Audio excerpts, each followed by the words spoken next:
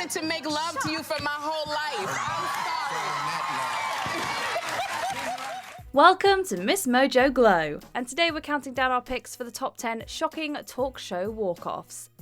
Number 10, Kim Richards, Dr. Phil. In 2015, Real Housewife Kim Richards came on Dr. Phil's show to talk about her battle with addiction and recent arrest. She admitted that she had broken her sobriety, but didn't quite seem ready to accept help despite her children's insistence. Richards became increasingly agitated and emotional as she bargained the terms of her potential treatment. Ultimately, she became too overwhelmed and walked out, while Dr. Phil and her kids watched her leave in stunned silence. Just relax. I have a lot of anxiety. I'm sit down. sorry, I can't. Later on, it was reported that the reality star had checked herself into rehab. Number 9, Gary Coleman, The Insider. In 2010, this late actor was arrested for what was widely reported to be an outstanding warrant relating to a domestic altercation. Did you abuse her? Did you lay your hand on her? You know what? You can go the same place. Coleman didn't respond well to attorney Lisa Bloom's relentless interrogation and became increasingly agitated, eventually raising his voice and cussing out his interviewer. Pardon me? You can go yourself. Really? And quit asking Is that me. the way you talk to your wife? It got so hostile that it was almost a relief when he eventually stormed out. Gary, come back. No, you. Number 8, Christine O'Donnell, Piers Morgan Live. O'Donnell was already well known for her out there opinions, but apparently Piers Morgan asking about her stance on gay marriage was just a step too far. She tried to dodge the question and repeatedly called out the television personality's rudeness. Her efforts to end the interview, claiming she had somewhere to be, were surprising yet hilariously awkward. It would appear that the interview has just been ended because I had the audacity to ask questions based on stuff that's in this book. Number 7, Paris Hilton, Good Morning America. Back in the 2000s, Paris Hilton redefined celebrity culture. She has subsequently become known as the original influencer. Of course, that pool has since widened, leaving ABC reporter Dan Harris to question her relevance during an interview taping for Good Morning America. This prompted the star to give brief responses, scoff, and look off camera. When the reporter asked her if she wanted to wrap up, she got up and left.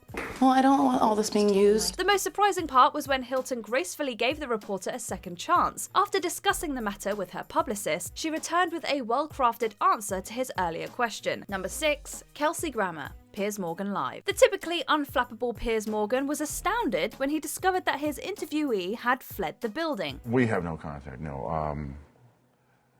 There have been some very unfortunate incidents, public incidents. Apparently, the Frasier star was triggered after seeing a photo of his ex-wife in the program's intro. He had reportedly requested that they show his current spouse, Kate, instead, so he left before the interview even got underway. We can only imagine the awkwardness when Piers told the audience that his guest had gone MIA. Number 5, The Bee Gees, Clive Anderson, All Talk. If you're going to interview one of the most successful music trios of all time, maybe don't use the opportunity to make jabs about their career. You're hit writers, aren't you? We've been doing it since we were I think that's the word, anyway. Yeah, but it's a nice word. Yes, we're one letter shy. But anyway, Things were already a little tense because of that, but Anderson pushed it over the edge with a joke about their forgotten hit. That was the final straw for Barry, who decided to end the interview there and then. In fact, I might just leave. Yeah. Oh, I've never had anyone walk out before, but...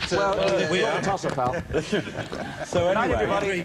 Number 4, Shannon Tweed, The Joy Behar Show. Gene Simmons and Shannon Tweed were clearly caught in a lover's dispute. However, it all boiled over when Simmons made a joke that hit a particularly sore spot given his history with infidelity. How's your back, Gene?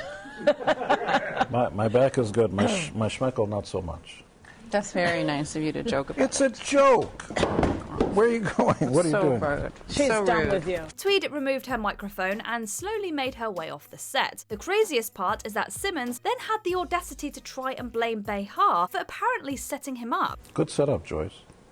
Don't blame me for this. Number 3, Nicholas Brendon, Dr. Phil. He's best known to Buffy fans as Xander Harris, but Brendon appeared on Dr. Phil in 2015 to discuss his mental health, battle with addiction, and arrests. However, he quickly became upset with Dr. Phil McGraw's line of questioning, so he quickly got up and walked away. We're done.